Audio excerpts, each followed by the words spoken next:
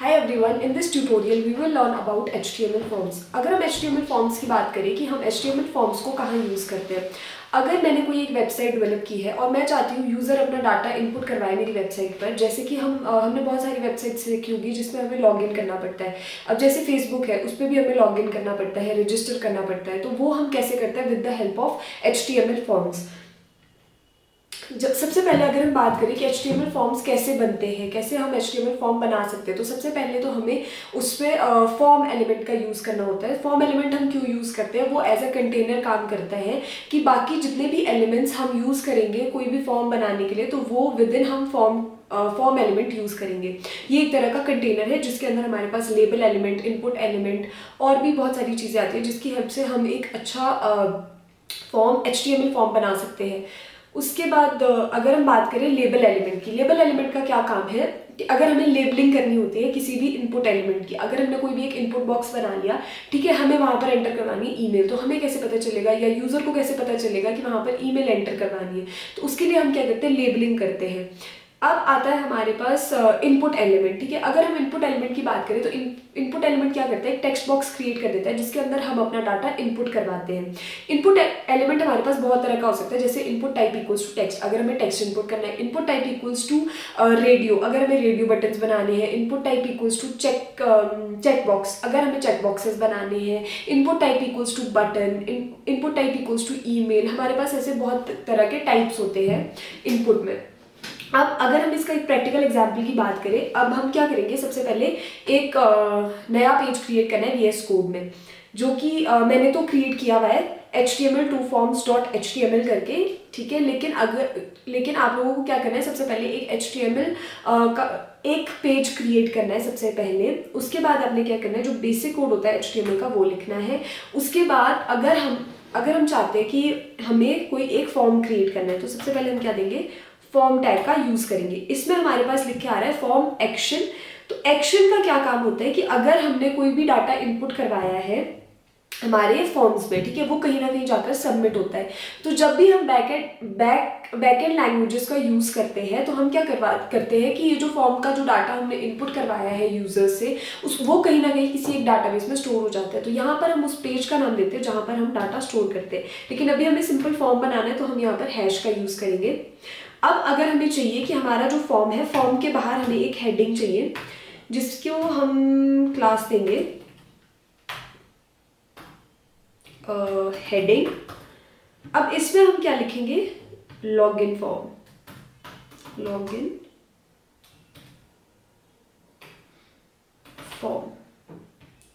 अब हमने क्या किया, सबसे पहले एक डिव लिया जिसको हमने क्लास दे दी इनपुट डाटा। अब हमें क्या करना है, सबसे पहले तो लेबल देना है। अब हमें क्या बनाना था, एक लॉगिन फॉर्म बनाना था सिंपल सा। तो हम क्या करेंगे, सबसे पहले हम देंगे ईमेल, क्योंकि लॉगिन फॉर्म में क्या होता है, ईमेल और पासवर्ड होता है। ठीक है, तो सबसे पहले हम क्या देंगे, लेबल देंगे ईमेल के लिए, ईमेल। उसके बाद हमारा जो आउटपुट आएगा वो आएगा कुछ इस तरह से। ये जो हमने लॉगिन फॉर्म के अंदर लिखा था, जो हमने हेडिंग के अंदर लिखा था लॉगिन फॉर्म, वो हमारे पास इनपुट हो रहा है, जो कि हमने कैपिटल और स्मॉल में लिख दिया है, लॉगिन फॉर्म। अब हमने लेबल करवाया था ईमेल, वो हमें यहाँ पर डिस्प्ले हो रहा है। उसके बाद हमें क्या करना है, इन ईमेल एंटर करने के लिए हमें एक इनपुट बॉक्स बनाना है, input type equals to text.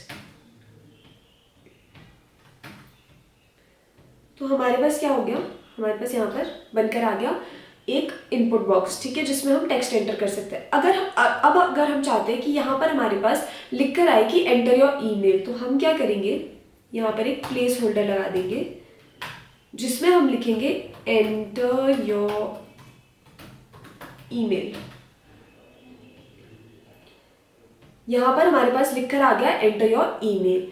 अब हमें क्या करना है, सेम एक और डिव क्रिएट करना है जिसमें कि हम बनाएंगे पासवर्ड के लिए। अब हमने लिखा यहाँ पर पासवर्ड, PASSWORD पासवर्ड, और एंटर योर ईमेल की जगह भी आ जाएगा एंटर योर पासवर्ड। ये बना दिया हमने पासवर्ड के लिए। अब हमें क्या करना है, एक सबमिट बटन बनाना है, जिसके लिए हम एक अलग डिव लेंगे, जिसकी हम क्लास लेंगे सबमिट। अब हम इसके अंदर एक बटन बनाएंगे बटन टैग की हेल्प से, जिसमें के अंदर लिखकर आएगा सबमिट। अब जब हम इसे देखेंगे तो ये कुछ इस तरह से बनकर आ जाएगा हमारे पास। अब हमें क्या करना है, हमें कोई डाटा इनपुट करवाना है और सबमिट। ठीक है, ये अभी तो ऑब्वियसली सबमिट नहीं करेगा क्योंकि इसमें हमने कोई बैकएंड लैंग्वेजेस से कहीं भी डाटाबेस में हमने स्टोर नहीं करवाई है, हमने सिंपल एक फॉर्म बनाया है। लेकिन इसमें कुछ इंपॉर्टेंट चीज़ें हैं, जैसे कि ईमेल। अभी जब हमने ईमेल सबमिट करवाई थी तो हमारी नॉर्मली ईमेल सबमिट हो गई थी, लेकिन अगर हम टाइप चेंज कर दें, input type equals to email, तो इससे क्या हो जाएगा कि अगर मैंने यहाँ पर कुछ भी डाल दिया है, उसके बाद मैंने लिख दिया है पासवर्ड, ये भी मैंने कुछ भी सेट कर दिया, सबमिट, तो मेरे पास क्या मैसेज आ रहा है कि please include an @ in the email address. जो भी मैंने टेक्स्ट एंटर किया था इज मिसिंग एन @ तो ये क्या है कि अगर हमें नॉर्मली एक वैलिडेशन लगानी है कि हमारी जो ईमेल है वो हम करेक्ट डालें, जिसमें कि @ लिखकर आ रहा है, वो ही ये ईमेल इनपुट करवाएगा, अदरवाइज ये इनपुट नहीं करेगा। अब जैसे कि अब मैंने इसके पीछे @ लगा दिया, ठीक है, सबमिट, ये फिर से हमें अलर्ट दे रहा है कि ये अभी भी इनकम्प्लीट है। क्यों? क्योंकि @gmail.com। अब हम इसको सबमिट करेंगे तो ये सबमिट हो जाएगा हमारे पास, ठीक है।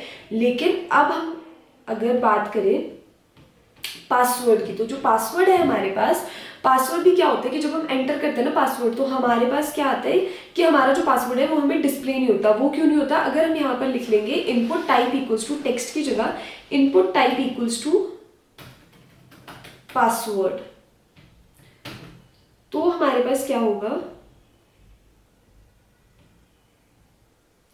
जब भी हम अपना पासवर्ड लिखेंगे तो वो हमारे पास बुलेट्स के फॉर्म में आएगा, ठीक है, हमें वो पासवर्ड डिस्प्ले नहीं होगा अगर हम सिंपल इनपुट टाइप में पासवर्ड दे दें, input type equals to password. इस वीडियो में हमने सीखा कि हम लॉगिन फॉर्म कैसे बना सकते हैं। इसमें हमने एक छोटा सा लॉगिन फॉर्म बनाया है।